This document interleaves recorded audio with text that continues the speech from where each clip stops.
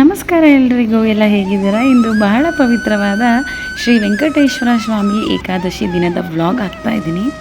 ಈ ವಿಶೇಷ ದಿನದಂದು ನಾನು ಬೆಂಗಳೂರಿನ ಯಲಹಂಕದ ತಿರುಪತಿ ದೇವಸ್ಥಾನಕ್ಕೆ ದರ್ಶನಕ್ಕೆ ಬಂದಿದ್ದೆ.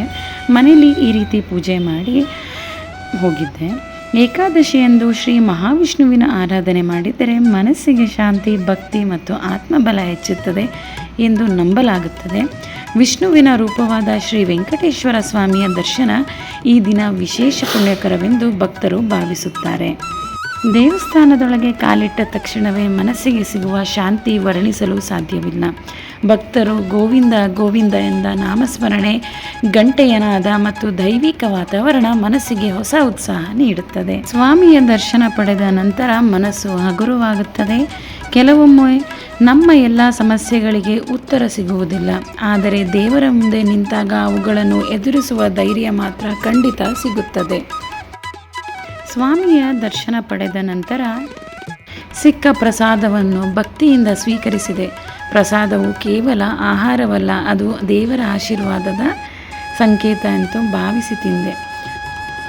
ಒಂದು ಸಣ್ಣ ಪ್ರಸಾದವು ನಮಗೆ ಕೃತಜ್ಞತೆ, ವಿನಯ ಮತ್ತು ಹಂಚಿಕೊಳ್ಳುವ ಮನೋಭಾವವನ್ನು ಕಲಿಸುತ್ತದೆ. ಇಂದಿನ ಈ ದರ್ಶನ ನನಗೆ ಒಂದು ಸುಂದರ ಪಾಠವನ್ನು ಕಲಿಸಿತು. ಜೀವನದಲ್ಲಿ ಯಾವಾಗಲೂ ಎರಡು ಸಾಲುಗಳು ಇರುತ್ತದೆ. ಒಂದು ದೇವಾಲಯದ ದರ್ಶನದ ಸಾಲು, ಇನ್ನೊಂದು ನಮ್ಮ ಕನಸುಗಳ ಸಾಲು. ಎರಡರಲ್ಲೂ ಬೇಕಾಗಿರುವುದು ಒಂದೇ, ತಾಳ್ಮೆಯಿಂದ ಕಾಯುವವರಿಗೆ ಸರಿಯಾದ ಸಮಯದಲ್ಲಿ ದೇವರು ಆಶೀರ್ವಾದ ಕೊಡುತ್ತಾನೆ. ಜೀವನವು ಅವಕಾಶ ಕೊಡುತ್ತದೆ. ದೇವರನ್ನು ನಂಬಿ ಪ್ರಯತ್ನ ಮಾಡುವವರಿಗೆ ಎಂದಿಗೂ ಖಾಲಿ ಕೈಯಲ್ಲಿ ಹಿಂದಿರುಗುವುದಿಲ್ಲ.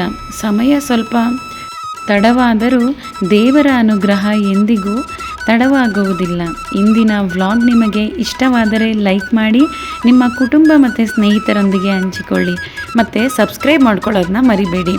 ಇನ್ನಷ್ಟು ಭಕ್ತಿ ಮತ್ತು ಜೀವನದ ಪ್ರೇರಣೆಯ ವಿಡಿಯೋಗಳಿಗಾಗಿ ನನ್ನ ಚಾನಲ್ನನ್ನು ಸಬ್ಸ್ಕ್ರೈಬ್ ಮಾಡಿ. ಓಂ ನಮೋ ವೆಂಕಟೇಶ್ವರಾಯನ. ಗೋವಿಂದ ಗೋವಿಂದ.